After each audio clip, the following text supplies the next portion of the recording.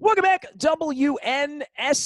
Tassa Baltimore and Baltimore Positive during a Festivus week, during the middle of an insurrection, but we're going to stick to football in this one. Luke Jones joins us now in the advance of, I guess every playoff team's worst nightmare, Luke, right? A Saturday night Buffalo mid-January game, snowflakes perhaps in the forecast and a plague on. All that being said, they're playing football this week, and they have a serious chance to go to the Super Bowl. There's some statistical odds makers and some percentage makers out there that believe that they might go to the Super Bowl. Yeah, I mean, you look at this game. I mean, obviously Kansas City's the defending Super Bowl champion, but this is a meeting of the two hottest teams in football by the end of the regular season. I mean, look at Buffalo, what they've been able to do since October. I mean, their only loss since then was the Kyler Murray to DeAndre Hopkins Hail Mary in Arizona. That's how close it came. Very similar to the 2019 Ravens in terms of not just a nice winning streak going into the postseason, but a really long winning streak. So for as much as we've talked about how hot the Ravens have been, you have an argument the Buffalo Bills have been even hotter. And when you look at their body of work, I believe of the AFC playoff field, I want to say they had the toughest strength of schedule. I believe they had the best strength of victory. So this is a team that's beaten good teams as well. This isn't a 13-3 team that got really, really lucky with the schedule, whereas some people could kind of have tried to, at the very least, poke holes in the fact that, well, the Ravens, they played the Browns. Who else did they play down the stretch? So obviously Kansas City, until someone knocks them off, they're the rightful favorite in the AFC. But when you look at both Buffalo and Baltimore, I mean, you have two teams that peaking at the right time, have really special young quarterbacks that are playing at a high level. And it's interesting, as much as we talked about the leap that Lamar Jackson made from his rookie year, MVP, led the league with 36 touchdown passes. You look at Josh Allen, where he was a year ago compared to where he is now, where the knock on him was always, okay, real big arm. He can run and move around and kind of give you that young Ben Roethlisberger type of feel, but he wasn't very accurate. Well, he's been really accurate this year, and he's been unbelievable against the Blitz. And as I mentioned, kind of like that early stage Ben Roethlisberger, he's really problematic when he escapes the pocket, not just because he can take off and run, but because he makes big plays to a wide receiver core led by Stephon Diggs, who, was only the best statistical wide receiver in the NFL this year. Luke, for me, Josh Allen presents some issues for the Ravens, and this is going to be a challenge for their defense. And, I guess in the same way that it felt to me like the Steelers used to be when they had Antonio Brown and they had sort of multiple weapons. And his ability to run is I've watched them play maybe 4 times in the last 7 or 8 weeks just to kind of get a look at him, figuring like, once we figured out Buffalo was good and we needed to win all these games to get in, I'm like, well, are they any good? Stephon Diggs and what they've added, and I've spoken to a dozen people on Buffalo. You can go check it out at Baltimore Positive to hear all the inside skinny on all that. But this is a different team than the team we saw 13 months ago, for sure. It really is, and that's where it's kind of an interesting case study because you just mentioned Stephon Diggs and that acquisition in the offseason. As I mentioned, I mean, Josh Allen, when the Ravens went to Buffalo late last year, you saw a guy who very much can make some plays with his legs, has a really strong arm, but the accuracy just wasn't there, especially on the deep ball. And one, it's a major credit to him for the improvement he's made, because you don't just roll out of bed and just because you have Stephon Diggs, you're better. Or that much better, I should say. You are better because Stephon Diggs is that kind of a talent, but he put in the work. Then you add someone like Stephon Diggs. You have a slot receiver like Cole Beasley. You have some other playmakers at the wide receiver position. Gabe Davis comes to mind as someone who's explosive, even though he doesn't have a high volume of catches, but he's made big plays for them. But you just have a quarterback who just took that major step forward, like we talked about with Lamar last year. And it's a major credit to him. And in many years, if you didn't have both Aaron Rodgers and Patrick Mahomes doing what they did in 2020, Josh Allen would probably be MVP of the league. He had that kind of a season where people have still talked about him even if it is kind of sort of a distant third, but he's been really, really good against the blitz, which what do the Ravens do as much, if not more than anyone in the league? They blitz and they try to confuse you and stunt and use deception. So that's what's going to be really interesting. A year ago, Josh Allen wasn't prepared to handle that. And I think you even heard some of his comments from Buffalo earlier in the week where he watched the tape from 2019 and he said it was hard to watch from his perspective. So he's gotten that much better. That said, it's one thing to talk about throwing all these touchdowns against the blitz and throwing for all these yards against the blitz. The Ravens blitz is a little bit different than most teams, with the way that they deceive and they'll show pressure and then only rush 4, or they'll have someone come up at the very last second. So it's really going to be a contrast in strengths right there in terms of a defense that loves to blitz, but you have a quarterback who can move around, can take off, throws really well on the run, and has just torched the blitz in 2020. So it's really interesting to see. But that case study that I think will be interesting, hypothetically, let's say if the Ravens do lose on Saturday night and Josh Allen has a big game throwing the ball to Stephon Diggs, I think one thing you're going to hear Ravens fans talking about going into the offseason is, well, look what Buffalo did for their young quarterback and what kind of impact it had bringing in someone like a Stephon Diggs.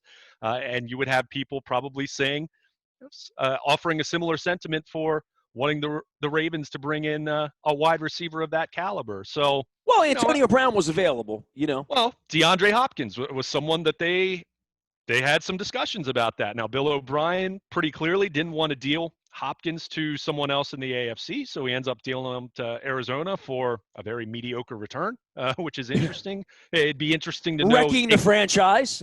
yeah, well, wrecking his own coaching career. There's a as well. lot of people looking for coaches all of a sudden, right? Like Peterson's out, right? Like it's a mess. Sure. But it's clear that the Ravens, they had some of those conversations and they explored that, but they didn't do it. And I'm not saying that you give a team whatever they want, and certainly you have your value and your price that you're willing to pay for those types of deals. But Buffalo did bring in Stephon Diggs, and it's hard not to look at the correlation there. As I mentioned, it's not just about him, but when you bring in someone that is that explosive, that talented, and puts up those types of numbers for a quarterback who previously was kind of known as being, well, a flawed, kind of dented can kind of quarterback who had some real raw talents but hadn't really put it together.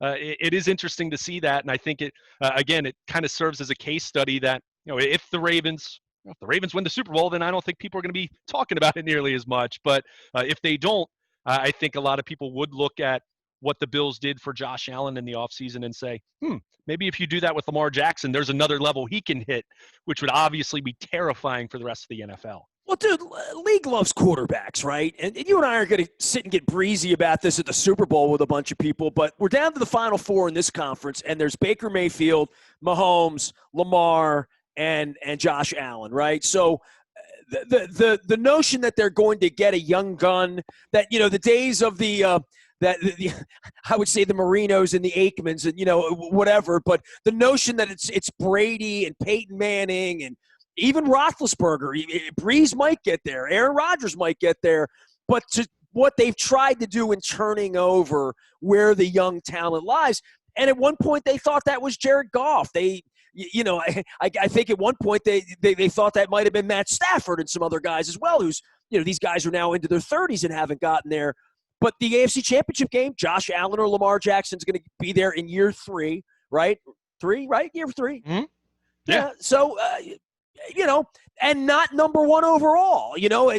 Josh Rosen's not there, right? But young quarterbacks to go around, and franchises like Buffalo and Cleveland who are playing football this weekend, that can't be bad for the league in a plague. I mean, I know they prefer the Giants and the Cowboys, and I get all of that, but this is a good weekend for them, I think, for the league.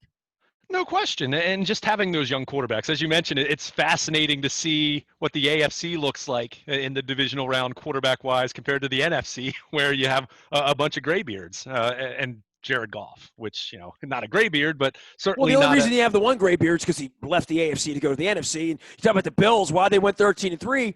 Have you seen the Patriots lately? The Patriots just moved out of town this year, right? So, the Bills have had a lot going for them, and they're stoked for this game, and I think that they're a favorite in this game. They're supposed to win. I'm having a hard time sort of figuring out how this game plays out from a. Is it going to be high scoring, low scoring?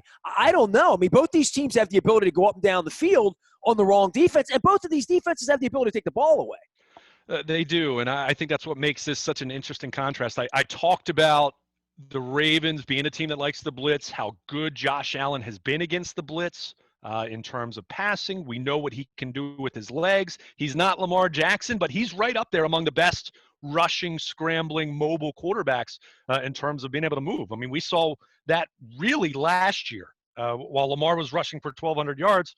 Josh Allen did some nice things with his legs as well. And he's got more of that Cam Newton run you over. Yeah, sure. And he like Lamar, when Lamar is playing at his best, will escape the pocket but still be looking downfield and still be dangerous and not just be, kind of what you think, where he was last year, which was when he left the pocket, chances are he was just running. This year, we've seen him looking downfield, and we've seen those wide receivers kind of play that scramble drill. You mentioned it. It's a great comparison talking about Antonio Brown with the Steelers and Ben Roethlisberger, not the last 5 years, but go back 10 years ago for Ben Roethlisberger, what kind of quarterback he was then, where he'd escape the pocket. You think he's going to take off, and then he throws it 40 yards downfield, and Pittsburgh scores a touchdown. So there's always that danger. But so you have that. But then on the flip side, the Buffalo defense, which has played really good football down the stretch, but what's their biggest weakness? Stopping the run. What do the Ravens do better than anyone else? Run the football. So you really do have a couple matchups in this game beyond just talking about the quarterbacks in general, who are both playing at such a high level, but you have a couple areas that are strength versus strength, in terms of Ravens blitz, Josh Allen against the blitz. But on the flip side, you have the Ravens run game against a Buffalo defense that's had its issues stopping the run. Now, I will say, go back and look at that matchup last year. As much as maybe you don't take away a whole lot in terms of what you saw from Josh Allen, that is a Bills defense that, keep in mind, does have a defensive-minded head coach. So I think there is some pride that factors in there with the head coach who, kind of cut his teeth on the defensive side of the ball to not let the Ravens completely embarrass you with their run game. But Buffalo did, relative to other teams, especially when you consider how that Ravens offense was humming last November and December. Buffalo did a pretty respectable job against this Ravens offense, and they did a pretty good job against the Ravens running game. Now, that running game's much different now than it was then. It's J.K. Dobbins now. It's more of a gap scheme. It's more outside runs and misdirection compared to the more zone-heavy stuff they were doing a year ago. But it will be interesting to see how those two units fare against one another. So it's very interesting. I do think this is a pretty good matchup for the Ravens overall. But as I mentioned, you can talk about everything the Ravens did, winning 5 straight to close the regular season. But I mean, Buffalo has played as well as anyone. And yeah, you made mention of the fact that it helps that Tom Brady wasn't in New England anymore and the Patriots fell off. But again, but there's no Roethlisberger, no Phillip Rivers, some of the usual suspects, right? Sure. But just in terms of their strength of schedule, in terms of their strength of victory, I mean, Buffalo didn't get many cheapies. I mean, they beat some quality teams, and that's, look at what they did against a Miami team that had everything to play for in Week 17. Buffalo played their starters for, their most key guys for the first half.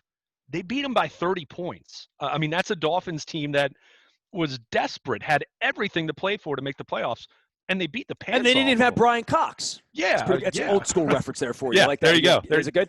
Exactly. So, but I mean, they beat some quality teams and they blew out some teams. And you kind of look at how they profiled from the time they lost to Kansas City in mid-October. It was that game that got moved to a Monday night, kind of one of those weird games early in the season that got shuffled around because of COVID outbreaks elsewhere. They've played really not just good, they played great football for the better part of the last 2.5 months. And I'll defer to Kansas City, as I mentioned a little bit earlier. And, Kansas City, 14-2 and lost their last game because they weren't really trying. So, you kind of look at them, they haven't truly lost a game that mattered for them since that Oakland game earlier in the season. But Kansas City, lots of those one-score wins. And we've talked about that. And it's been talked about this week with the Browns going into Arrowhead and trying to size up their chances. But this Buffalo team, as I mentioned, they're a Kyler Murray, DeAndre Hopkins Hail Mary away from having not lost since mid-October. So, that's a team you have to take seriously. And I think it's interesting because these are two teams, upstart teams. They both made the playoffs last year. Obviously, Buffalo lost in the wild card round, a game they had a chance to win at Houston. We know what happened to the Ravens in Tennessee, but they both got their breakthrough win last weekend. And, Buffalo handles Indianapolis and put up points against a good Colts defense. Wasn't a perfect performance, but a good performance, and very similar in the way to how the Ravens handled the Titans. They scored 20 points. It wasn't this amazing offensive explosion, but from the second quarter on, the Ravens really kind of had control of that football game and really did a great job in the second half maintaining control of that football game. So I think any matchup that didn't involve Kansas City, this is the best one that the AFC was going to have. I mean, these are the two hottest teams in the AFC that, are chasing the Chiefs, and assuming the Chiefs take care of the Browns, which I think they will. You never know. But I think this is the best possible scenario if you want the best matchup in the AFC Championship. It was going to be who wins, Ravens or Bills, and then they're going to get Kansas City. By the way, you and I didn't even communicate Sunday after the game, right? So the Ravens win, you're working, I'm working, we're asking questions, and I'm in these hostage video chat rooms we're in. And the game comes on Sunday night. I'm like, and I told you, I found myself rooting for the Steelers in Week 17, and the game didn't last long enough for me to root for. I mean, the ball went over his head, right? So, I didn't get a chance. And fans are like, we want to go to Buffalo. We want to go to Buffalo. And I'm like, I don't know where you want to go. I mean, if you want the Steelers out, I'll hear that, right? I mean, fair enough. But I'm not sure which direction for all of these teams. I would say on Sunday we're all going to be really big Browns fans if we win, right? And I said that to the Buffalo guys, like the notion that the Browns could go out and take care of your business and we'd be dealing with the Browns here next week if we win on Saturday. I mean, that's like the wet dream scenario we had with the Colts back in 2006, and all we had to do was beat them when we were going to host a championship game and couldn't do it, right? And you found that out in retrospect the next day. But this is one of those deals where if the Ravens win, they stand to host a championship game by rooting for the Browns on Sunday and getting the Chiefs out of the way. So I definitely would want that. But out of the Browns and the Steelers on Sunday night, I didn't necessarily think going to Buffalo on a Saturday night was a better bet for the Ravens to win a Super Bowl. I think you're going to have to beat Kansas City either way. I mean, that's what it comes down to. I mean, you're down to the divisional round. I mean, what are you really hoping for that's going to be so much better than the alternative? I mean, as John Harbaugh kind of said on Tuesday, it's only great teams that are left. I mean, even the Browns, who I don't think are a great team, but hey, look at what they did on Sunday night. They deserve all the credit. But if you're trying to avoid the Chiefs, sending them out there to do your bidding, let them go out there for a week. I mean, sure. If we had to play at 4 o'clock against the Chiefs this week, right, we'd be a 6-point underdog, and you'd be thinking, like, this is a hill. And it's probably going to feel that way next week if you get there, but at least you've avoided them for a week. So for that, hey, ball went over Roethlisberger's head. Maybe I should have been rooting for the Browns, but boy, I hate the Browns all of a sudden, Yeah, I hear you. At the same time, I think anyone who's wishing that too hard hasn't watched a whole lot of Buffalo Bills football over the second half of the season, because they've been a darn good football team, like really, really good. And here we are on a snowy night, right? And I would also say this, and maybe this is more the journalist and the writer in me coming out. The better story is the Ravens get going to Kansas. If they win and beat Buffalo on Saturday night, which they have a tremendous opportunity to do that, the better story is going through Kansas City, right? I mean, it's just no. The better story is beating the Browns' ass in the AFC Championship game. No way. Oh, my God. For the Monday night game, the Baker Mayfield thing, let the Chiefs come back next. The Chiefs are going to win 5 Super Bowls. You couldn't be more wrong. Get them out of the way. That is not even close. That is not close to America being the better wants the Browns in the championship game in Baltimore under the bright lights. is the And they better Ravens damn well breaking give me a through. second press credential if that AFC Championship game's here next week. That's all. The better story is the Ravens breaking through and finally getting over the hump against the Kansas City Chiefs, the team that, as much as people tried to hype up Tennessee being their kryptonite, no, Kansas City's been their kryptonite. Yeah, you haven't allowed me to dream the dream of a Ravens-Browns championship game. You've just urinated upon it. You're not going to. I'm I'm just not saying going to what the let you better do that story because if the is. Ravens win on Saturday, I'm going to text you. If they don't throw me off Twitter and I'm in jail right now, I will be all over you all day Sunday saying, "How can you want to play the Chiefs? What's wrong with you?" I'm not You don't saying even you get any want to play the barbecue Chiefs. out of this I'm unless saying I what go the- next week. I'm saying what the better story is. The better story is getting through the team that's beaten you 3 times since Lamar Jackson became the man here in Baltimore. Luke, we stole their team. Lamar went in and maybe went number 2, maybe had an IV. I don't. It depends who you ask, right? Do you honestly, in your heart, again, not saying what game gives the Ravens a better chance to I think win. Cleveland-Baltimore would be a really good story for the league. I think it'd be red hot. I think Joe Biden will be president by the time the game's played, which I'm happy for. So, yes, That has nothing to do with the No, game. I just think Patrick Mahomes going away for a year would make him hungrier, and then next year they come back and play again. I think Ravens-Chiefs is a way better story. All right. Well, let Baker Mayfield go out to the heartland and do his again, thing.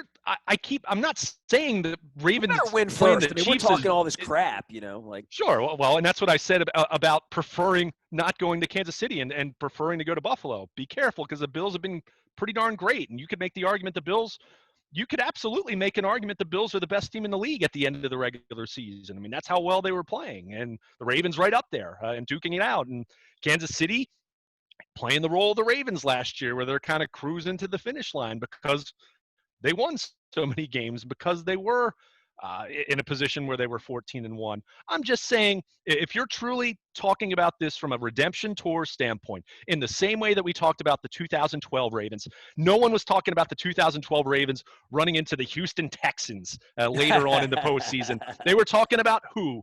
The New England Patriots, and going back to Foxborough and exercising the demons, just like they did against Denver in the divisional round when the Broncos had come to Baltimore, 5 weeks earlier and just completely embarrassed them. So I'm saying, if we're talking about it in terms of, if you're writing the book, the way better story is the Ravens going to Kansas City than having a rematch with the Cleveland Browns.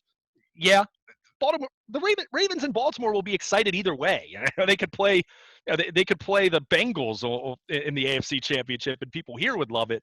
But in terms of the best game, in terms of the most the best game. I'll give you the best narrative, game would be the Chiefs. I would agree with that. Chiefs are the best team. I mean, they're the defending champions. I mean, that's what it really comes down to. So that's You're all going I'm saying. Ric Flair. Look, You want to be the man, you got to beat the man.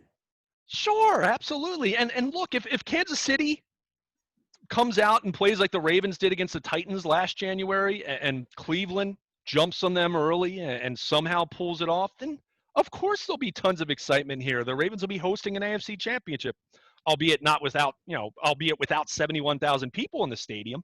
But sure, that would be exciting, and people would talk about that Monday night game. But in terms of the story, in terms of what the Ravens have built over the last 3 years, coming to an apex, coming to a climax, it would be another shot at Kansas City and getting over the hump and getting to the Super Bowl that way and knocking off the defending champs in the same way that the 2012 Ravens went back to the scene of the crime, right? Billy Cundiff, Lee Evans, all the pain, all the disappointment I there. was sitting in the same seat, in the same place, the same time. Everything they went through in 2012 with what happened with the so-called near mutiny and Ray Lewis with the triceps injury and 3 straight losses and Joe Flacco planking face down, Cam Cameron being fired, and then look where they were a few weeks later. And you see, it's easy to see the parallels with that and where this Ravens team is right now going into the divisional round.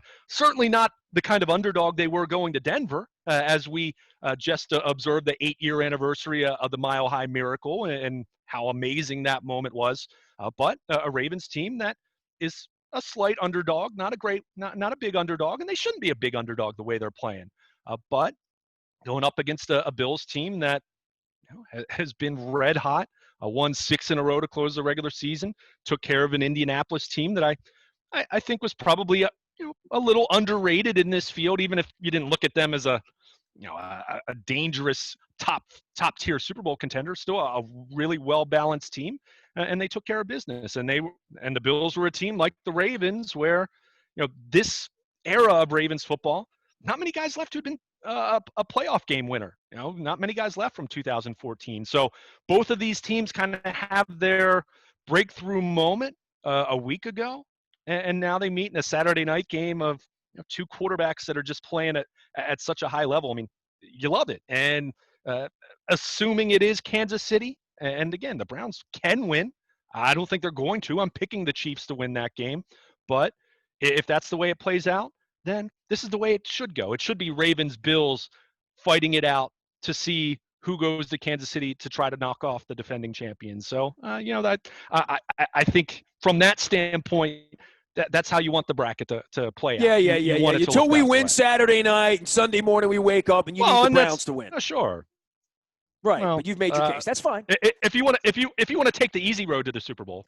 The Bills, I want to take any road to the Super Bowl. The Bills make me want to shout. Luke Jones is at Baltimore. Luke, they don't remember the road you go through. They just remember that you got there, so that's fine. Remember but road. Either way. Think about it. The Colts, the Broncos and Peyton Manning, Tom Brady and the Patriots. Don Elway, throw Elway in there. Don't forget to read the book. Put Elway in there. Come on. But that road was perfect. And I feel if this team's going to be in Tampa in a few weeks, it's going to be. They need to beat Kansas City. Yeah, John needs to beat Andy. But to your point, though, if it is Cleveland coming to Baltimore, they're not going to put an asterisk on it, so that's okay as well. I'm just saying what would be the better story. It's exercising the demons. I'm almost afraid of losing to the Browns in an AFC Mahomes. Championship game in Baltimore. that would be an indignity. That's a whole different thing. You pointed it out. We're already talking way too much about what could potentially lie. No, we're one win away. We're 1 win away, man. 60-minute game. That's it. 1 win away. Go to Buffalo and win. But that's not an assured win though, because like I said, this Buffalo team is very good, and you have a quarterback in Josh Allen who, if it weren't for Patrick Mahomes and Aaron Rodgers, he'd be MVP of the league this year. Lamar was the MVP. He's going to have to beat these two guys in order to get there, and probably Aaron Rodgers on the other side. So, Luke, button up, warm. It's going to be nice and warm where you are. To be cold in Buffalo. I mean, the hot dogs would be cold. The roads would be cold. So we'd have to get stuff stuck up our nose, all that. We're just going to sit home. We're going to Zoom on Saturday night and tweet away and Facebook away. Rest up, and I hope to see you in the victory circle on the other side. We'll be following on Twitter and all that stuff. And I know injuries, late reports, if you're on the WNST text service brought to you by Coons Ford of Security Boulevard, you will get that first. I am Nestor. He is Luke. We are WNST.net, AM 1570, Towson, Baltimore. And we never stop talking Festivus and Baltimore positive.